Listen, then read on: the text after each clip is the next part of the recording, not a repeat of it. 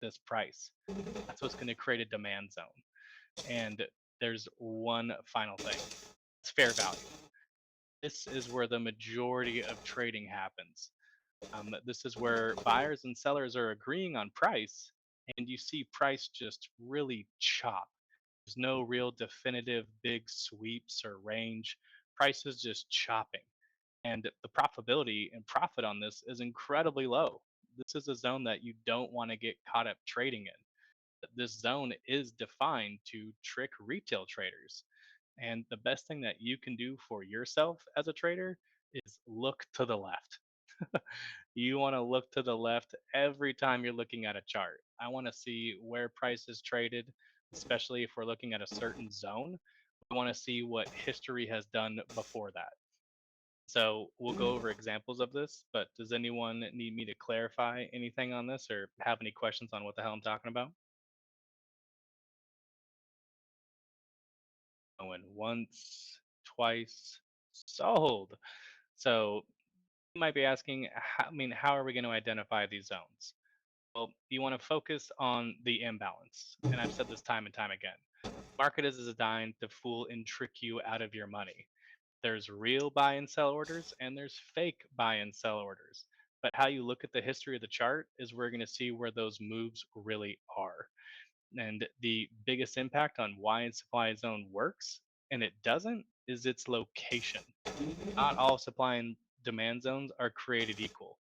You want to be looking for large supply and demand imbalance, and a lack of supply and demand imbalance is where price is going to move to and from. And so we're going to dive right into some real trading examples. Let me just pull it up for us. Beautiful.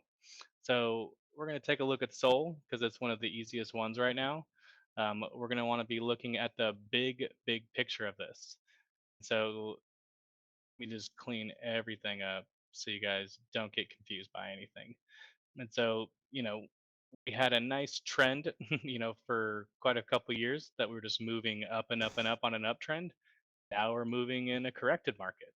But we're going to focus on a hourly view really quick, just so you can see kind of an example of a real scenario. So we showed a picture of this earlier, but you can see that here we're kind of chopping, price is an agreement, but sellers are slightly pushing it down and down and down. But then out of nowhere, we have this massive candle just spike down. This is a prime place of where sellers overpowered buyers. So you want to mark that zone. And would you look at that? Right after this whole drop and drawdown, and we kind of had a little bit of a chop where price is an agreement, we shot right back up to this fresh supply zone. I said look to the left so you guys can kind of see on what's going on. And we've had some trading here, but not a whole lot. Not a whole lot of orders that happened here. And if you keep going left even more and more, there's almost nothing back there. So this is a prime place to mark as a strong and significant supply zone. This is a profit taking zone. And if we're going to see where, this is a very fresh wick that just happened a few hours ago. This isn't going to be a strong demand zone, but it's a small one. This isn't something that I would be looking to take a move on, but it is a bit of a weaker demand zone. If you want to find a stronger one, you're going to look for where price had a stronger reaction. And so this is really where I'd be marking a stronger demand zone. If we're going to take auto off, we're going to scroll to the left of this. There's some trading here, but there's not a lot. If you look at the grand picture of Sol, there's not a whole lot of trading that happened here. I'll mark this really quick. Let me, all right, horizontal line. And so this is just so we can see price all the way through. There's almost nothing that's been traded here. Like we had a little wick. I mean, that's a strong significance of demand. Keep going back, and you're going to see no history. And so that's what's going to make a zone significant and insignificant. And so this is where I would be drawing my supply zone and my demand zone. Now, when this sell off happens, how you can trade and view supply and demand is you don't need to catch the move as it's happening. You want to watch and wait and see how price reacts to it. And based on how we tagged this at a T, we saw an immediate reaction. That's what's going to identify as a strong demand, a strong supply zone. And there's different structures of this. This one, for example, is called a drop, ace, rally. And the reason we call it that is we saw price drop down, saw price drop, we saw price stall, then we saw price drop again. That is a drop, ace, drop supply zone. Um, we'll do a little picture in a bit for you, but here's the exact opposite example. Here you can see price rally, you can see price stall, then you can see price rally. So this is a rally, base, rally demand zone. And you can say the exact same inverse for the other two options. There's a drop base rally, a rally base drop, and a rally base drop. This is where, let's say, for example, we saw price rally going straight up. We saw a stall, then we saw price drop again. That is what's going to be your supply zone. And if we see that same instance happen on the downside, price drops, you're going to see a base, then you'll see a rally ensue again. And these are where those zones are going to be. Trying to look for where price had a previous agreement, even if it's blink, but you want to see that price react to once it leaves this zone. And that's how you're going to be able to identify where these zones are. Looking for the pivots in the imbalance. So we're looking for where an agreement happens, and then we're looking for where a disagreement happens. And buyers are overthrowing sellers here with force. You can see how the volume's reacting as it's leaving that zone. Larger, um, larger the move out of the zone, the stronger that demand or supply for that zone is going to be. And so one way that we can trade this, I mean, we have like a real live example going on, is if price can come down to this demand zone on Sol, we see a very similar reaction to what happened here. I'm looking for wicks. I really want to see price test it, but not close at it. Because we want to see how, if price is reacting to it very quickly and almost immediately, that's telling you that that's an incredibly strong supply zone. But if, for example, if price was to break through it and keep going, it's not a significant zone. And so that's why we want to wait and watch and see how these moves react to these zones. That's how it's going to help us determine what's a strong zone and what's not a strong zone. But the best way on how you could trade moves like this, let me see. So, for example, if we waited on this candle here and we saw that, okay, see a wick, let me wait for these kinds of candle patterns. Let me zoom this up a little bit for you guys so it's just a little bit clearer. So this is what I like to call a rounding top. I'm sure other traders and other people who do technical analysis have a different saying for it, but you can see that price is trying to move up. We have a stall, and then we see price leaving this zone. So the easiest way you could probably set up your risk reward is you want to wait for you want to wait for supply to be tested. Once supply is tested, we can then kind of draw. Let me just find the right tool. So for example, this could be the level we want to see lost. We're on an hourly time frame, so you're gonna have to wait a while. Once price breaks down below this candle that we're seeing, you could easily set a stop at a break above it. And so let's get a price tool out. And so, for example, if we're buying on this break, we would have bought on this candle, could have bought here, and you have a very strong risk reward. I mean, you're risking, you can put it just a little bit outside, but I mean, that's a 1.73% risk. You can round it up or you can wait for it to be at the top of the zone. Either way, we're looking for a 2-to-1 risk reward. So if you were to take a short on this, not saying you can short Sol, but there's other things that you can do this on. This is our entry. We'll just say it's going to be 4406 is our entry. You could have had this is a 6% return on a we could just call it a nice even 2%. It's a 2 to 6 risk reward. So these are ways that I kind of use probability and defined risk rewards by using, supply and demand on how I can find real world setups that I can take advantage of in the market. And so right now, we can kind of plan a trade a little bit. Let me just delete all of these. Do you want to have any questions on that before I kind of add the flip side of this?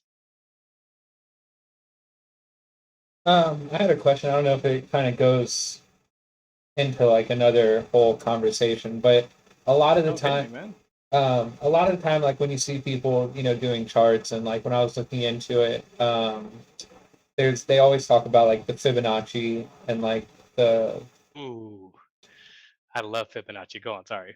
but yeah, so I mean, like usually, and it's crazy because like I'll use that on like even looking at like NFTs and stuff, and be like, okay, well, like I'll put it at the lowest, and then put it up to like, okay, what would the like key areas be going up to like see them at like 20, soul floor or something, or like where would it be at if it goes up to here, and then like I'll set the top of like the bottom to For the top, and then kind of like example, this chart, just looking at this, like we'll just keep it at this small view, where if I want to see a retracement on this move from the peak, where would you be drawing your bottom of your Fibonacci?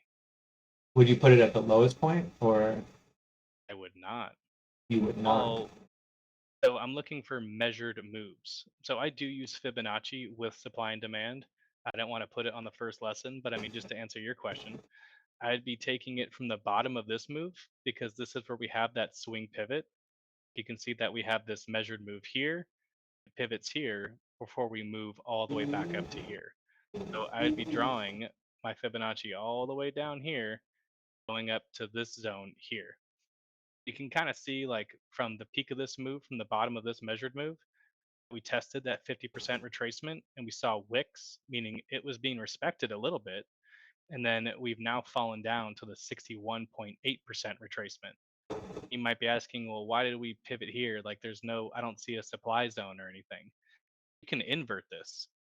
And instead of drawing from bottom to top, we'll be drawing from the top down to the bottom, down to this zone here. And we came just short of a 78.6% retracement because we're not measuring this whole move. We're actually going to be doing it from the bottom of this wick, the top of this move, because this is now the most recent measured move. So we couldn't really hold above a 50% micro retracement. That's what's causing this drawdown. Wasn't enough real willing buyers to push it through this retracement level, and now we're following through again. And so it's not a significant supply zone, but I mean, if you're looking at like a minor supply zone, this could easily be constituted as a minor supply zone based on how price is leaving it. Okay, that's really interesting. But that is definitely something that we can go over. I'm a big believer in Elliott wave, and so this is a topic that we will be diving in eventually. This will teach you everything you need to know about Elliott wave moves, Fibonacci ratios, everything. It's a big tool that I use, and it teaches you how to really price point where your Fibonacci ratios are going to be. Okay, well, that was a nice little mini intro into that. That's cool. I got you. Appreciate it. Anyone Yeah, else have so anything? excited for that If you lesson. got more, go for it. I don't know that I was just kind of curious about it because that's like kind of like I feel like that one and the other wave are like really popular. Like when you Oh look my up god, like how to trade and charting and stuff, it's usually those ones I think absolutely. I catch mean, I catch use a the attention. combination of supply and demand with Elliott wave. I don't know if you were here for the intro, but that is what I base all of my trading and technical analysis on. I remember you talking about that earlier when we were talking about setting these up as well. Oh, beautiful. So, I mean, right now we're watching Sol just pump. And if we could test this zone, kind of create a similar wick that we did here, I mean, you would have another opportunity to possibly take another defined risk reward trade. If we're risking the bottom of this demand zone being lost, you're risking we'll call it 2%, but for a potential return on 14% or higher. So these are ways that I use supply and demand to kind of create defined risk reward trading. Um, so let's dive into one other example, just so you guys can see how this works on a broader market. We're going to dive into my market. I like to trade equities. I love to trade SPY. I mean, this is my baby. This is where I make all my bread and butter. But this is a daily view. So we're going all the way back to May 19th, all the way to March. It's almost a year.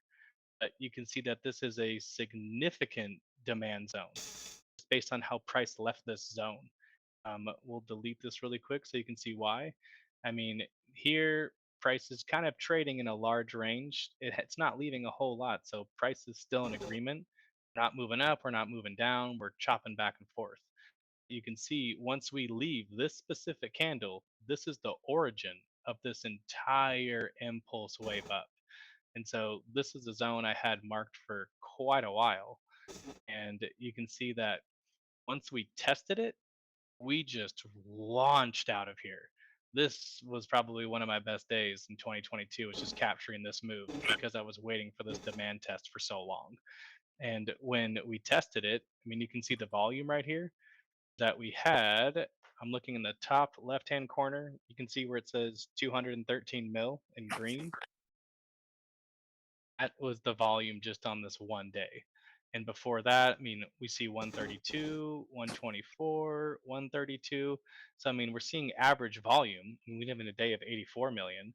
We don't see anything that's near that 200 million zone. And so, this is a very significant demand zone, which led to us rallying all the way back up to the supply zone, all the way up here. And I mean, if we're just for shits and giggles, if we're just drawing it from here to here, I mean, 11% move on SPY is $48. If you're trading options, that's a multiple 1,000% return if you had the balls to hold through that entire move. um, yeah, I mean, that was just a little bit of a crash course on kind of what we're going to be going over, and kind of a little bit deeper dive into a little bit on how I look at charts, what are some tools, tricks that we can kind of go over. But I did want to open this up because I have a meeting in 20 minutes. I wanted to see, what you guys thought, if you have any feedback, or if there's things that you guys really want to learn. It doesn't matter how small or rudimentary it might seem. I'm happy to teach anything, but I wanted to go over this first. Hey, Clutch, do you always leverage trade? I never leverage trade. How dare you ask? If it's not my money, I'm not trading it. I trade very, very defined risk reward. Um, let me actually, I'll post something really quick for y'all. I have a very strict set of rules that I use while I'm trading. Just need to pull it up really quick for y'all.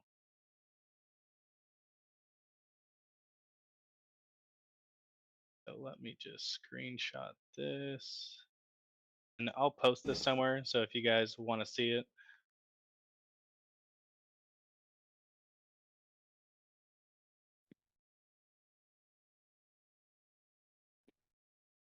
I get a bit of this video chat in here, but that's okay. I mean, this these are my trading rules that I personally lived by. We're just giving an example here on what percentage base we can be looking at. Let's say, for example, we have a $10,000 trading account. If I'm scalping a play, personally, I don't want to put more than 5 to 10% in it. This is because I trade options, and if you've traded options, you know how volatile it is. You know how risky the trade setup can be. But for example, I'm risking 5 to 10% on a scalp just because I'm looking to get in and out same day. If I'm swinging, I can go 15 to 20% of my account because I know I have time on my side and I know what my risk and reward setup is. Typically, if I'm using 5 to 10% of my account scalping, I'm not risking more than 20 to 30% on that individual play. So I'm not risking 5 to 10% of my whole account. I'm using 5 to 10% of my liquidity and risking only 20 to 30% of that 5 to 10%. That kind of makes sense. I hope it does. Lottos, same thing. I mean, it's a zero or hero trade. Like you're not getting more to 1 to 2% because I know I can risk 100% of that in any given trade. But I also like to scale into plays. I like to do it in thirds. Meaning, if I'm taking a trade, I like my entry to be about 50% of what my total willingness of my percentage of my account is going to be.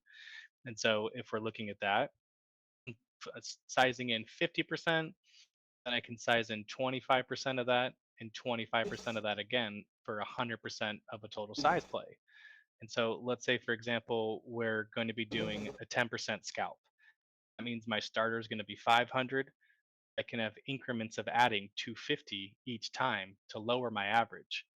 The only time I ever do this is if my setup is still in play. Can't just be doing it like if we break a level, you have to respect your stops and GTFO.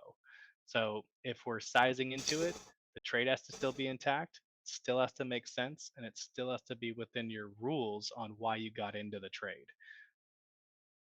So, I mean, we can go over rules a little bit deeper, but I mean, this is just a quick crash course on what it is and what some of my rules are. Anyone have any questions on those?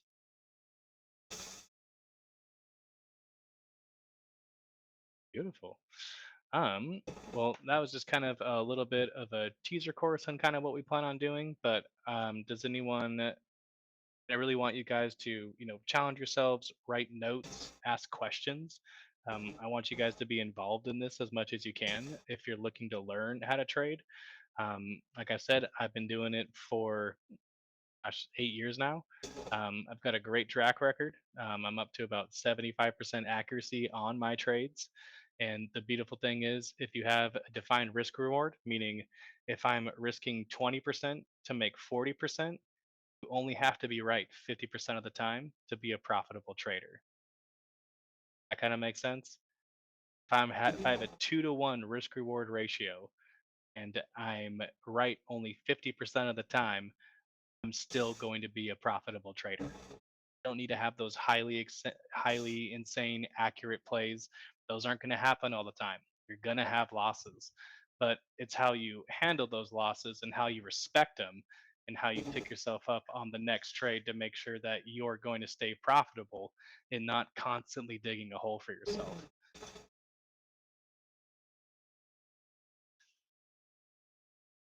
I'll find a way to post this somewhere just so that, I mean, if we create, a looks like we do. We have like a Klutch Trades channel. I'll put some of those notes in there.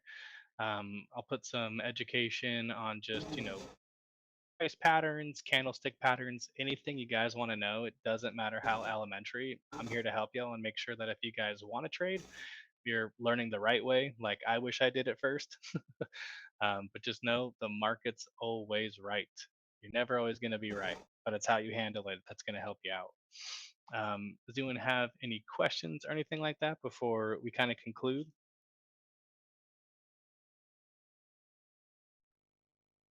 And that was amazing.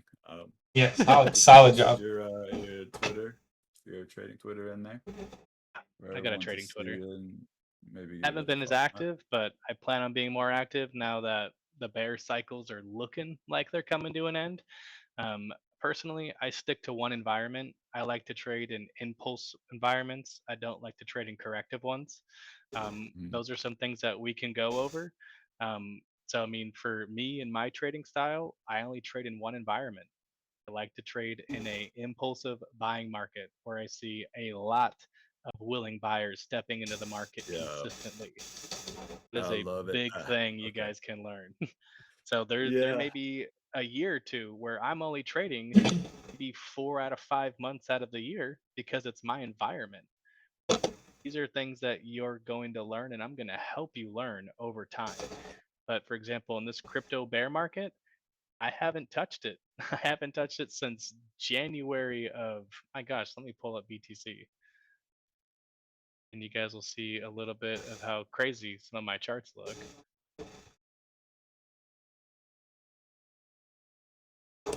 Oh boy. I really like Uh, the PFP as well for your trading account. Like you got the signals coming in. oh yeah. Radiohead Um, added I it to the haven't really stream. traded since right around November. As soon as we hit this peak and I saw us fall and lose the support, I wasn't interested in trading. I just took a step back and I've just been waiting. I've been waiting for us to test this red line for quite a while.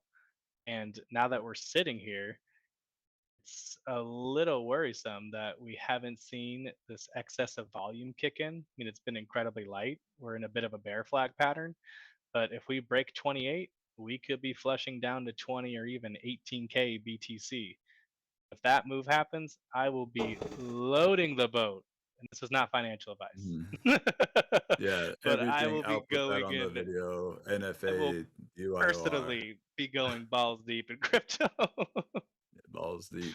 Always, Oh, yeah. Just dollar cost averaging. It's kind of the way it oh, goes. So absolutely. yeah, it does look like a nice bear flag right there. What do you think? And this is not financial advice or for anyone to take. Chances are that we actually do hit those zones because I think there's a lot of buyers ready to Oh, actually, yeah. But scoop this up the second we get even close. here's People are an gonna freak out. interesting We'll dump, thing. See flash sale this liquidations, and demand then zone here? right back up. Yeah, Right as we hit our peak wave 3 up here, we flushed down perfectly to this demand zone. I mean, it's amazing. perfectly. We tapped it dang near on its head before we just wicked back up same day. And price was in Yeah, agreement for a while. We chopped. We had a little bit of agreement. We see these flushes down, but there was real willing buyers stepping in here. The beautiful thing with BTC is you can see those orders. You can watch whale wallets. You can see what yep, big money's doing in real time and see where people are actually loading. There were a lot. I mean, some of the top 100 whales holding BTC were loading the boat here while retail was panic selling. And liquid ensued afterwards. We had a beautiful rally all the way up before they unloaded their bags. They were actually unloading them right here before one of them didn't get the signal. That might have been a new whale, and they just cranked it before yeah. all of the other big boys unloaded. I mean, and that's the beautiful thing with this market. I mean, there's another demand zone right here. You can see where that wick ensued. We popped right back up. We had real fair value trading here before they just decided this isn't the value I'm looking for. So I mean, just And a little another crash thing course is on the those Elliott wave. levels. Yeah, those levels where that price is in agreement. Those are setting support and resistance pretty heavily, right? So Hmm. I guess we can get into that another time. But just We since you were definitely going will. over multiple sets of those, I figured maybe I could just say that Just that's how tap on support and it. resistance is formed. Yeah.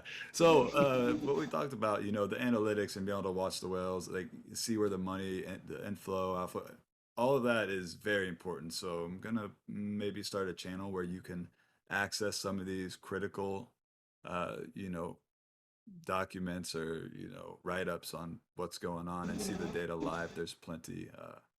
Definitely we'll get a channel Plenty of set up with tools some that you links could take to advantage of. this is Trading View. This is what I wrote about in there. Trading View is free.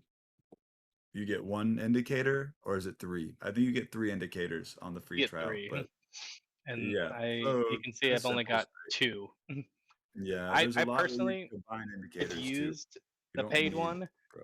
I Yeah. only use it for the horizontal volume, but I was like, I don't need it right now, so I'm just going to discontinue it. But when the environment is right, I'll be back on my premium trading view. hmm Yep. I can't All live about without capital premium. preservation. I've Rule number yeah. one. I've got different indicator setups for, short to midterm, long term, and just when in doubt, zoom out. Y'all just need to When in doubt, zoom out. relax, zoom out, take a breath, take a step back, and then go back in with a reset brain and kind of analyze it and see where we're at. You know, you don't have to recover every single loss right away. You know, it actually will, you know, they manipulate you to actually make trades again and then liquidate you again. So it's a whales market. You know, swim with the Oh, it whales. is, and we're just the fish swimming in it. But you define Yeah, what kind of fish you want to be. You want to be a yeah. trout? You want to be a marlin? You want to be a I'm whale dolphin one man. day? Be a The dolphin. dolphin, I'm dolphin swimming with the whales. That's what I did. I started That trading is and I what was they just did. yeah, was just researching and swimming with the whales, moving with the whales, and it was very, very, very nice. Went from Absolute.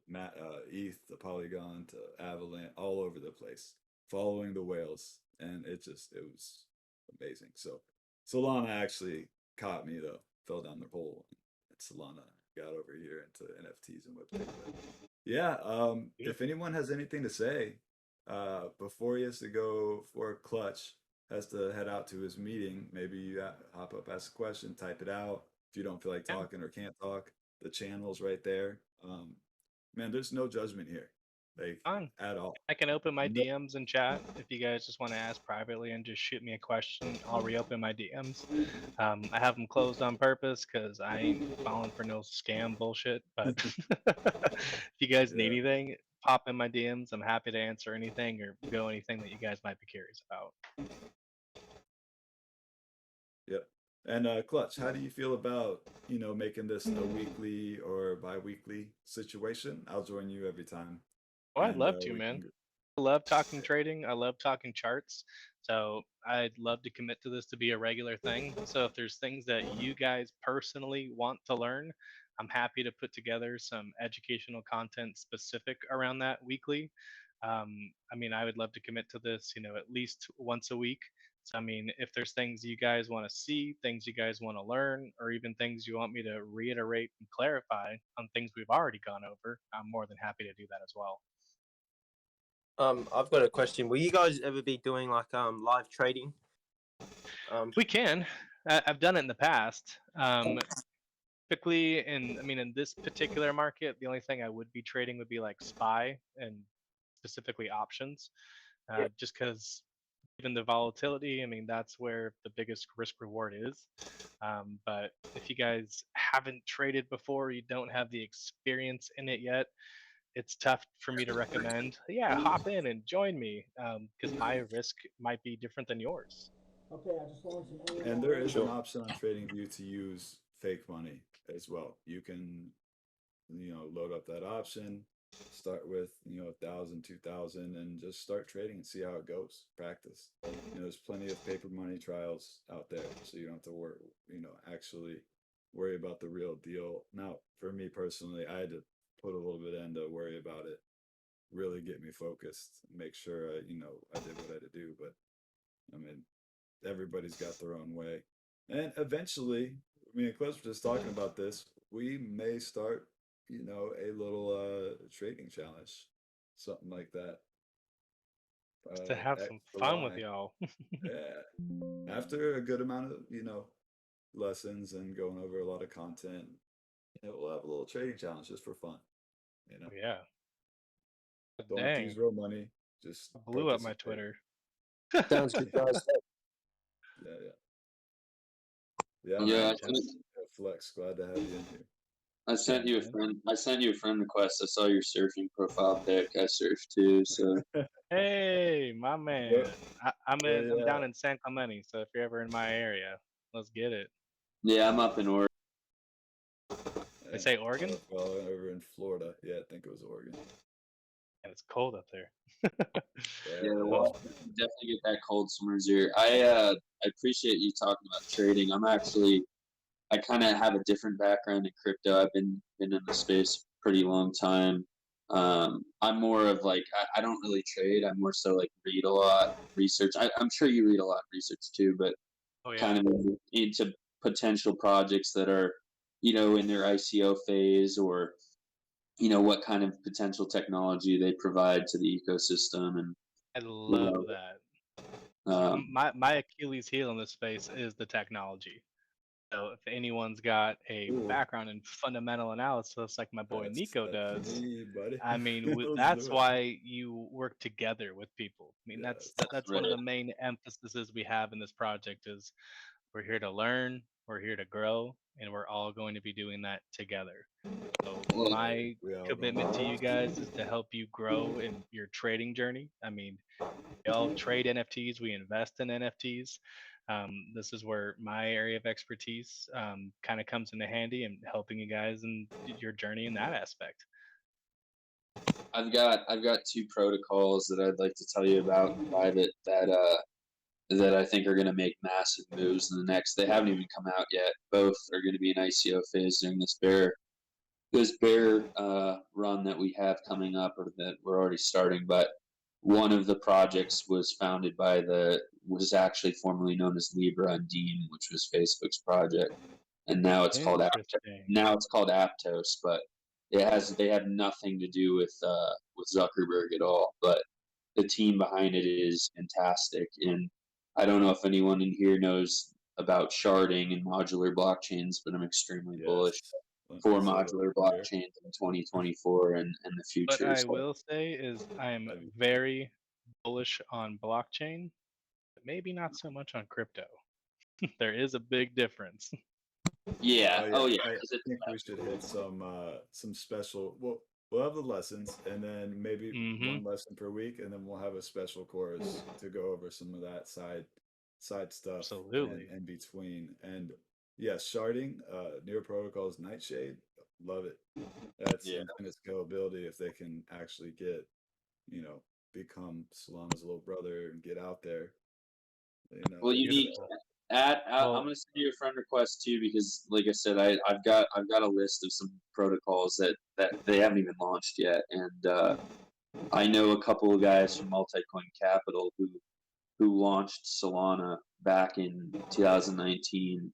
The guys that basically crowdfunded Solana. So maybe